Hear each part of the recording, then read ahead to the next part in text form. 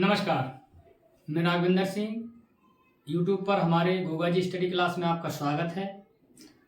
आशा करते हैं आप लोग स्वस्थ और मस्त होंगे। आज हम आपके लिए क्लास 12 में एक अध्याय है जिसका नाम वैद्युत फ्लक्स एवं गॉस की प्रमेय। इससे रिलेटेड हम देखेंगे कि जो क्वेश्चन ऐसे हैं बोर्ड परीक्षाओं में पूछे गए हैं और वो हमारी 2026 की बोर्ड परीक्षा के लिए इम्पोर्टेंट है, तो आज हम उन पर चर्चाएं करेंगे।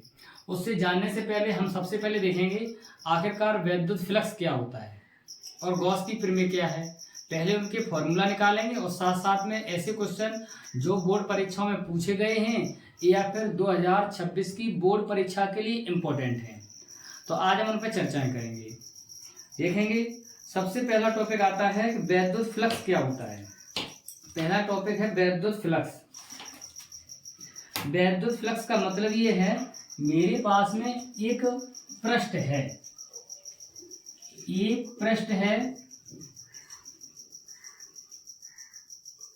मेरे पास में ये पृष्ठ है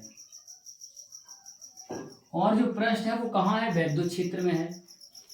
वैद्युत क्षेत्र में स्थित एक काल्पनिक पृष्ठ, हम कल्पना करें एक पृष्ठ है, इस पृष्ठ से होकर जितनी भी वैद्युत बल रेखाएं जाएंगी उन वैद्युत बल रेखाओं की संख्या को हम वैद्युत फ्लक्स कहते हैं। क्या कहते हैं? वैद्युत फ्लक्स कहते हैं। इसे हम φe से प्रदर्शित करते हैं। अगर हम डेफिनेशन बनाए तो डेफिनेशन क्या बनेगी? डेफिनेशन बनेगी वैद्युत क्षेत्र में स्थित, अगर डेफिनेशन की हम बात करें, वैद्युत क्षेत्र में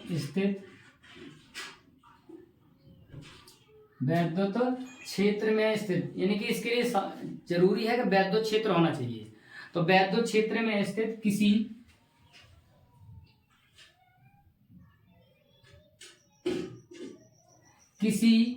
काल्पनिक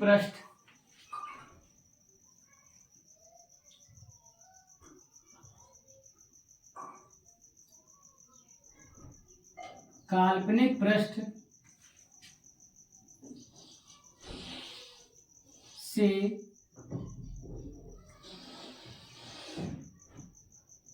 गुजरने वाली वैद्युत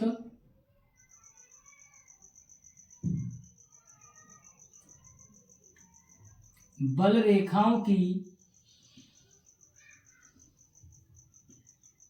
संख्या को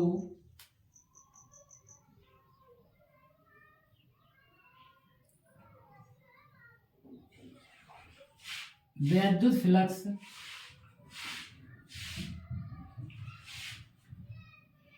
कहते हैं। वैद्युत क्षेत्र में स्थित एक काल्पनिक पृष्ठ और इससे निकलने वाली वैद्युत बल रेखाओं की संख्या, वैद्युत बल रेखाओं को नहीं, वैद्युत बल रेखाओं की संख्या जो है उस संख्या को वैद्युत फ्लक्स कहते हैं। जैसे यहाँ पर पूछा जाए कितना फ्लक्स है, तो 1 2 3 4 5, तो यहाँ से जो वैद्युत बल रेखाओं की संख्या 5 है तो वैद्युत फ्लक्स का मान 5 होता है। कितना होगा? 5 होगा। अब बात करते हैं आखिरकार इसे किससे प्रदर्शित करते हैं। पॉइंट नंबर 1, पॉइंट नंबर अगर 2 की बात करें तो हम कह सकते हैं क्या, इसे φe से प्रदर्शित करते हैं। φe से प्रदर्शित करते हैं। अगर इसके मात्रक की बात करें,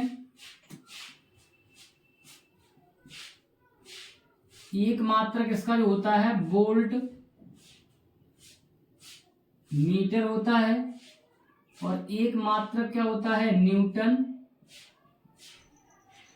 मीटर स्क्वायर प्रति कूलाम होता है। अगर हम विमा की बात करें, पॉइंट नंबर 4 में इसकी विमा क्या होती है, विमा देखें तो न्यूटन की विमा होती है m/L/T/-2 और मीटर की विमा होती है L/² और कूलाम की विमा होती है 80, यानी कि आवेश की विमा होती है 80। इसको सॉल्व करेंगे तो m हो जाएगा, l में l का गुणा हो जाएगा, l पे q हो जाएगा, t को ऊपर ले चलेंगे तो 2 माइनस की 1 हो जाएगी, a को ऊपर ले जाएंगे तो माइनस की 1 पावर, तो 2 और 1 3, तो ये हो जाएगी इसकी विमा। विमा क्या हो जाएगी? विमा हो जाएगी क्या? m l q, t पे माइनस q और a पे माइनस 1, ये हो जाएगी इसकी विमा।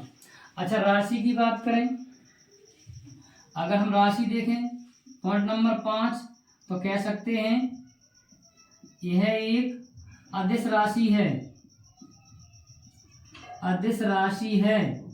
अदिश राशि क्यों है? क्योंकि जो फ्लक्स है वो क्या है? वैद्युत बल रेखाओं की संख्या है। तो संख्या के लिए प्रदर्शित करने के लिए हमें दिशा की आवश्यकता नहीं है, इसलिए यह राशि कैसी हो जाएगी? सदिश राशि हो जाएगी। तो सदिश राशि है। इसके बाद में बात करते हैं गॉस की प्रमेय क्या है। गॉस की प्रमेय देखेंगे, प्रमेय के बारे में। अच्छा, एक बात और आपको बताएं, क्या कि अगर वैद्युत बल रेखाएं, जो वैद्युत बल रेखाएं हैं, ये पृष्ठ के अंदर जा रही हैं, यहां से बाहर निकल रही हैं, जहां से पृष्ठ से बाहर निकल रही हैं वहां पर अगर हम देखें तो वैद्युत क्षेत्र धनात्मक होगा। वैद्युत क्षेत्र कैसा होगा? वैद्युत क्षेत्र होगा धनात्मक।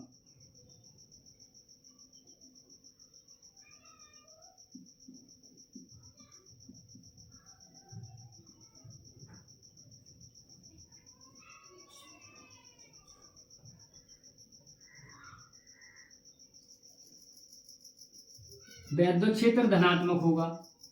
और जहां से बल रेखाएं, जहां बल रेखाएं पृष्ठ के अंदर जा रही हैं, जहां अंदर जा रही हैं, तो वहां पर क्या होगा? वैद्युत क्षेत्र ऋणात्मक होगा। यहां पर जो कहें अगर बात, तो वैद्युत क्षेत्र ऋणात्मक होगा।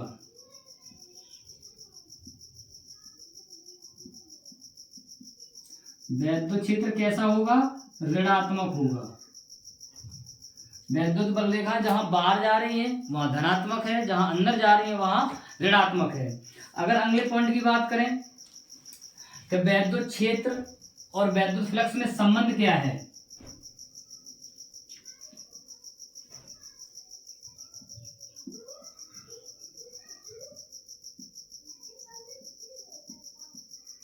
वैद्युत क्षेत्र व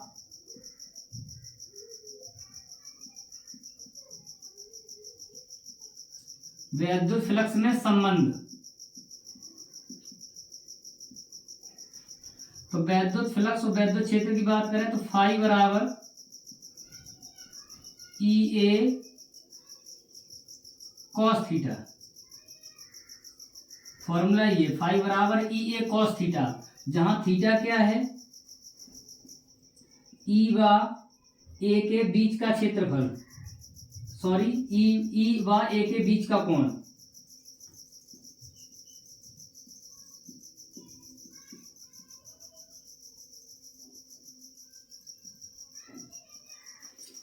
ये क्या है?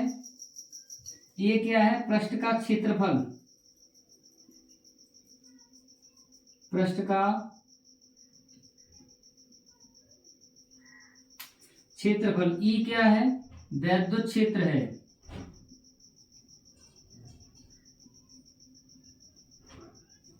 फाई क्या है? वैद्युत फ्लक्स है।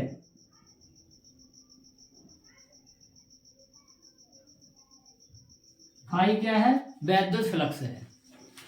अब हम इस फॉर्मूला के आधार पर क्वेश्चन भी करेंगे, साथ साथ में हमें संबंध भी मिला। अगर क्वेश्चन पूछता है वैद्युत क्षेत्र व वैद्युत फ्लक्स में संबंध, तो फाई बराबर ई ए कॉस थीटा। अगर सदिश रूप में बात करें तो फाई बराबर E vector dot A vector हो जाएगा। E vector dot A vector हो जाएगा। अब अगली चर्चा करते हैं इसके बाद में गॉस की प्रमेय पर। देखेंगे गॉस की प्रमेय क्या होती है।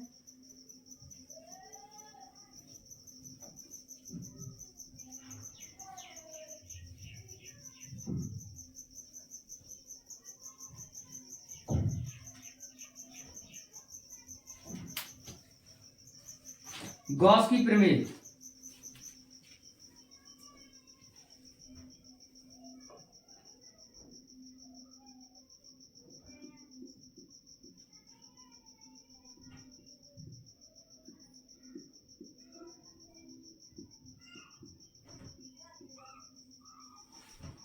अच्छा, गॉस ने एक बात बताई थी, किसी भी बंद पृष्ठ से निकलने वाला जो फ्लक्स होता है वो उस पृष्ठ द्वारा परिबद्ध आवेश का 1/एप्सिलॉन नॉट गुना होता है। ये बताया था गॉस ने।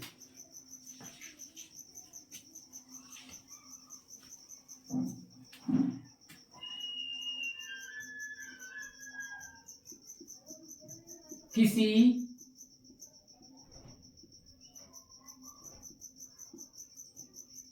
बंद पृष्ठ से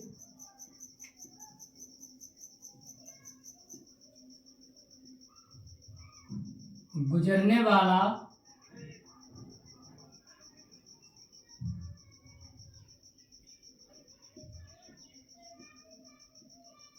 कुल फ्लक्स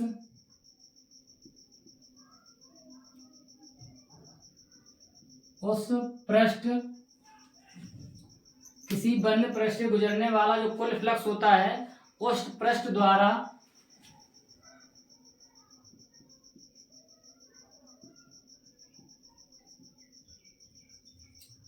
परिबद्ध आवेश Q का 1/एप्सिलॉन नॉट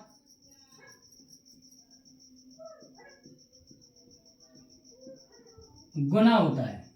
ये बताया गॉस नाम के वैज्ञानिक ने कि किसी भी बंद पृष्ठ से गुजरने वाला जो फ्लक्स होता है वो उस पृष्ठ द्वारा परिबद्ध आवेश का 1/एप्सिलॉन नॉट गुना होता है। अब देखेंगे जो फ्लक्स है वो क्या है, फाई ई है,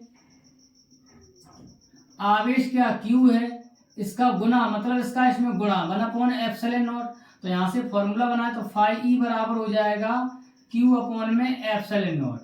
क्या हो जाएगा, फाई ई बराबर हो जाएगा Q अपॉन में एप्सिलॉन नॉट। तो यहाँ पर Q क्या है, आवेश है, Q क्या है, आवेश है, एप्सिलॉन नॉट क्या है, निर्वात की वैद्युतशीलता है, निर्वात की वैद्युतशीलता है। तो इस तरीके से हम इस क्वेश्चन पर, इस फॉर्मूला पर भी क्वेश्चन करेंगे और साथ साथ में इस फॉर्मूला पर भी क्वेश्चन करेंगे। तो दोनों फॉर्मूला पर ऐसे क्वेश्चन जो पिछली बोर्ड परीक्षा में पूछे गए हैं और साथ साथ 2026 की बोर्ड परीक्षा के लिए इम्पोर्टेंट हैं। तो आइए देखते हैं देर न करते हुए कि उन क्वेश्चनों को सॉल्व करेंगे जो 2026 के लिए वेरी मोस्ट इम्पोर्टेंट है। ऐसे हम आपके लिए 5-6 क्वेश्चन लेके आए हैं इन फॉर्मूला पर आधारित जो बोर्ड परीक्षा के लिए इम्पोर्टेंट है। तो आइए देखते हैं, आप इसको नोट करें, उसके बाद में आगे चल रहे हैं उन क्वेश्चनों पर।